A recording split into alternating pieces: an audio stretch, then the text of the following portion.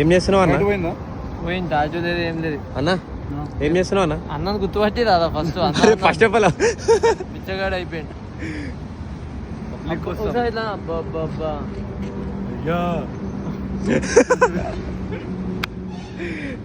సరే. సో దగ్గర తక్కువ చూడకండి, మీరైతే హెల్ప్ చేయండి కానీ వాళ్ళని ఒక్క మాట అనొద్దు. అందుకే వీడియో చేస్తున్నా. Okay, thank you. కొంచెం ఆ చెవి పైన కూడా కొంచెం రాస్తే అయిపోతుంది. చెవి పైన లెఫ్ట్ హ్యాండ్కి రుద్దినవా?